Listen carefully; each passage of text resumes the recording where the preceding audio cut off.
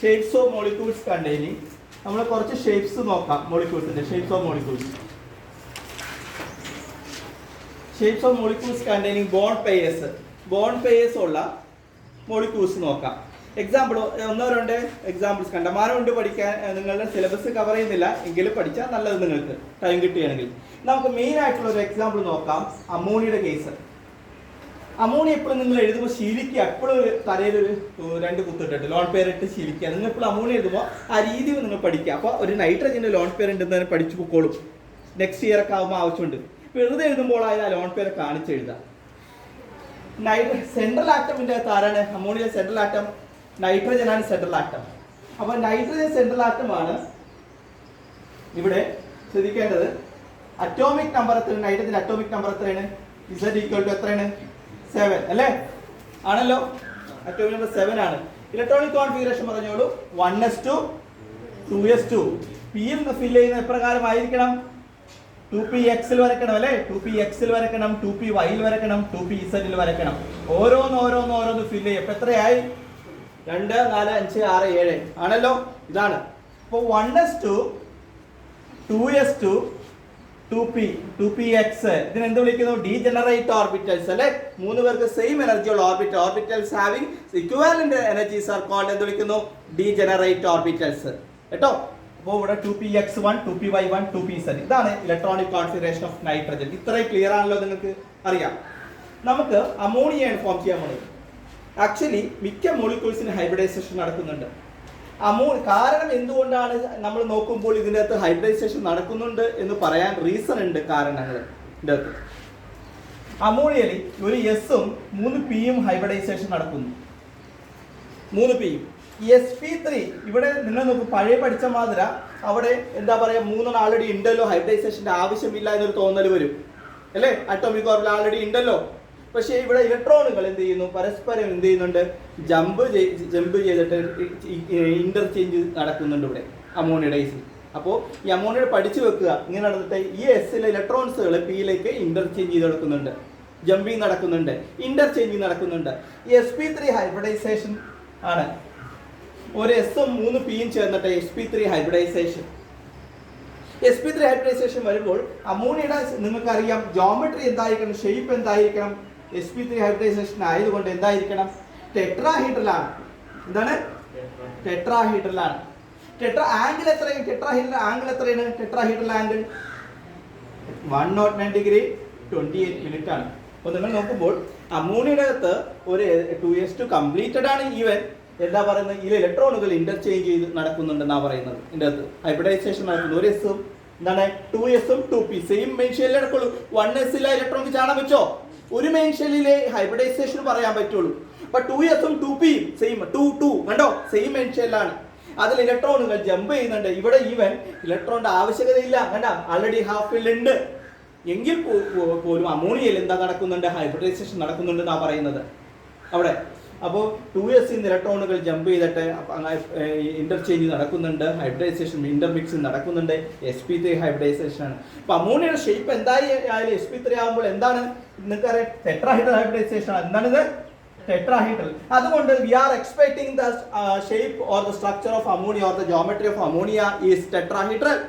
നമ്മൾ ടെട്രാഹീഡ്രൽ ആയിട്ടാണ് നമ്മൾ എന്താണ് എക്സ്പെക്ട് ചെയ്യുന്നത്. Because hybridisation takes place in ammonia അല്ലേ? അമോണിയയിലെ നൈട്രജൻ അകത്തല്ലേ നടക്കുന്നത്? നൈട്രജൻ നടക്കുന്നത് sp3 ആണ്. So we are expecting sp3 hybridisation. therefore tetrahedral geometry ആണ് എക്സ്പെക്ട് ചെയ്യുന്നത്. ആക്ച്വലി ടെട്രാഹീഡ്രൽ ജോമെട്രി അല്ല, experimental data, physical experimental data പറയുന്നത് ടെട്രാഹീഡ്രൽ ആംഗിൾ 109 ഡിഗ്രി ആണെങ്കിൽ ടെട്രാഹീഡ്രൽ ജോമെട്രി ആയാലേ. 108 ഡിഗ്രി അല്ല എന്ന് പറഞ്ഞു, അതുകൊണ്ട് ടെട്രാഹീഡ്രൽ അല്ല ജോമെട്രി. എക്സ്പെരിമെന്റ് പറയുന്നത് 108 ഡിഗ്രി അല്ല അതിൻ്റെ അകത്തുള്ളത്. അപ്പോൾ അമോണിയയിൽ ഒരിക്കലും ഇങ്ങനെയല്ല നടക്കുന്നത്. ഇപ്രകാരം NH3 അല്ലെ ഇങ്ങനെ വന്നിട്ട് ഇവിടെ ഏതെങ്കിലും ലോൺ പെയർ നിൽക്കുന്നു പ്രകാരം. ഈ ജോമെട്രി അല്ല പറയുന്നത്. അപ്പോൾ മറിച്ച് ഇതിൻ്റെ അകത്ത് അവർ പറയുന്നു നൈട്രജൻ നോക്കുക, ഒരു കണ്ടോ എത്ര ഉണ്ടായിരിക്കണം? sp3 ആണെങ്കിൽ 1, ഇതൊരു sp3, അടുത്ത sp3, അടുത്ത sp3, അടുത്ത sp3, ഇപ്രകാരം sp3 വരേണ്ടത്. ഒരു എസും 3 പിയും ആണെങ്കിൽ എത്ര വേണം? 4 വേണ്ടേ? 1 2 3 4 ഉണ്ടല്ലോ. ഇതാണ് നൈട്രജൻ. സെൻട്രൽ നൈട്രജൻ ആണ്.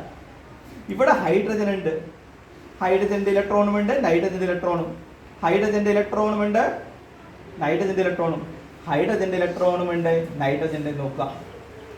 ഇവിടെ ഒരു sp3 ഹൈബ്രിഡ് ഓർബിറ്റലിൽ ആര് കയറിയിരിക്കുന്നു? Lone pair. ആരുടെ ഇലക്ട്രോൺ ഇരിക്കുന്നുണ്ട്? നൈട്രജന്റെ ലോൺ പെയർ ഇരിക്കുന്നുണ്ട്. കണ്ടോ ഈ ലോൺ പെയർ കണ്ടോ? ഈ ലോൺ പെയർ ഇരിക്കുന്ന അവിടെയാണ് ഒരു sp3 ഹൈബ്രിഡ് ഓർബിറ്റലിലാണ്. നോക്കുക, ഇതാണ് ജോമെട്രി എന്ന് പറയുന്നത്.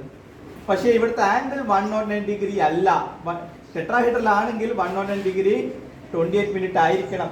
അതല്ല, എക്സ്പെരിമെന്റൽ ഡേറ്റ പറയുന്നത് 1097 ഡിഗ്രി ആണെന്നാ പറയുന്നത്. എന്താ പറയുന്നത്?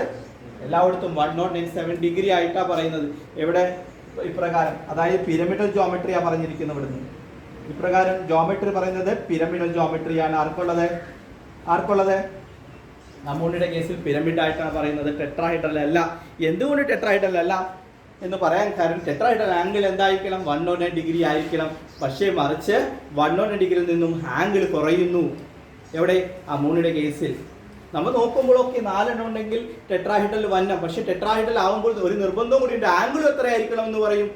109 ഡിഗ്രി ആയിരിക്കണം. പക്ഷേ ആംഗിൾ അമോണിയയിലെ എത്രയാണ്? 109 ഡിഗ്രി അല്ല, 107 ഡിഗ്രി ആയിട്ട് മാറുന്നു ഇതിൻ്റെ അകത്തെ ആംഗിൾ. റീസൺ പറയുന്നത് ഈ ലോൺ പെയർ കണ്ടോ? ഈ ലോൺ പെയർ ഇതെന്ത് ഇലക്ട്രോൺ ആണിത്? ഈ പെയർ ആരൊക്കെയാണ്?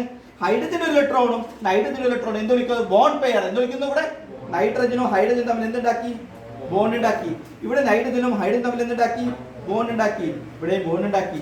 ഈ ബോണ്ട് പെയർ ഇലക്ട്രോൺ ഇവിടെ എന്താണ്? ബോണ്ട് പെയർ ആണ്, ലോൺ പെയർ. ഈ ലോൺ പെയറും ബോണ്ട് പെയറും തമ്മിൽ ഒരു റിപ്പൾഷൻ ഉണ്ടാവും, ഇന്ററാക്ഷൻ. എന്തായിക്കോളൂ? ഇലക്ട്രോൺ അട്രാക്ഷൻ ആണോ? ഇലക്ട്രോണും റിപ്പൾഷൻ. ഇവർ തമ്മിൽ റിപ്പൾഷൻ ഉണ്ടായിരിക്കും. ഇവനും ഈ ബോണ്ട് പെയർ എനിക്ക് വരക്കാൻ പറ്റിയില്ല എയർലി അല്ലേ? ഈ ലോൺ പെയറും ഇതിലെ ബോണ്ട് പെയറും തമ്മിൽ ഇവിടെയും എന്തുണ്ടാവുന്നു? ഒരു റിപ്പൾഷൻ ഉണ്ടാവുന്നുണ്ട്. Due to the repulsion between the bonded pair and the lone pair, the tetrahedral angle reduced to 107 degree. അതാണ് റീസൺ. അമോണിയയുടെ അകത്ത് sp3 ഹൈബ്രിഡൈസേഷൻ ആണ്. അമോണിയയുടെ sp3 ആണ്. അതുകൊണ്ട് we are expecting the angle also 109 degree 28 minutes. But in practically from the experimental, it is clear that the angle existed in ammonia is not 109 degree 28 minutes. It is reduced to 107. The reason is that the electron which is occupied in the sp3 hybrid orbital repels the bonded pair electron. This is the reason for the reduction of angle in the sp3 hybrid. അതുകൊണ്ടാണ് ഇത് sp3 hybridization tetrahedral നമ്മൾ geometry ആയിട്ട് പറയില്ല. We are not calling tetrahedral geometry due to the angle, reduced angle 107 ആണ്. അതുകൊണ്ട് ഇത് pyramid structure ആയിട്ടാണ് പറയുന്നത്. ജോമെട്രി പറയേണ്ടത് പിരമിഡ് ആണ്. റീസൺ മനസ്സിലായോ? അപ്പോൾ അമോണിയയിൽ ഇങ്ങനെ നമ്മൾ വരക്കുമ്പോൾ sp3 ഹൈബ്രിഡൈസേഷൻ നടക്കുന്നുണ്ട്. ഈ ലോൺ പെയർ ഇരിക്കുന്നത് എവിടെയാണ്? sp3 ഒരു s 3 p ആവുമ്പോൾ എത്ര എണ്ണം വേണം? ഇത് 1 2 3 4 4 എണ്ണം വേണ്ടേ? 4 sp3 ആണ്. ഇത് sp3 ഒരു sp3 ആരിയിരിക്കും? നൈട്രജന്റെ ആരിയിരിക്കും? ലോൺ പെയർ കയറിയിരിക്കും അല്ലേ?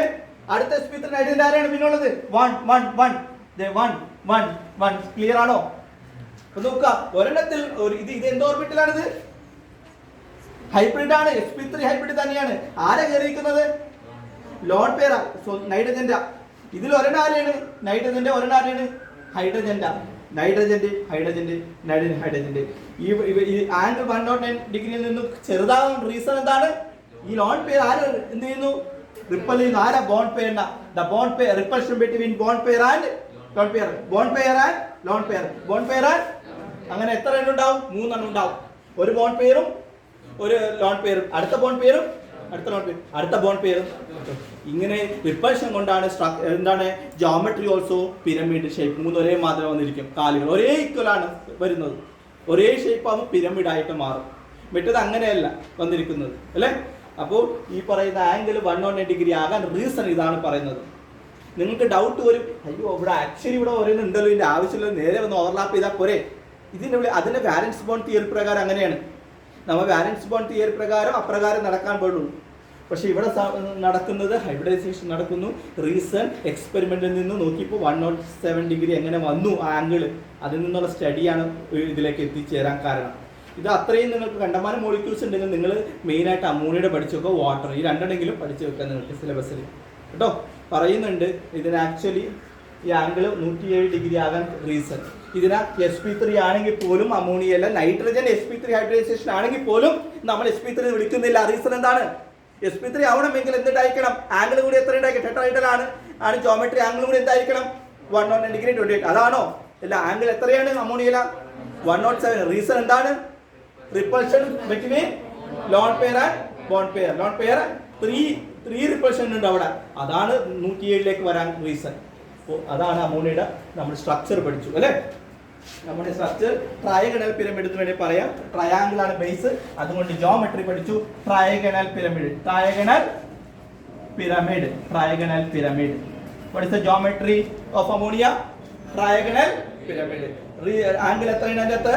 107 ഡിഗ്രി ആണ്. റീസൺ എന്താണ്?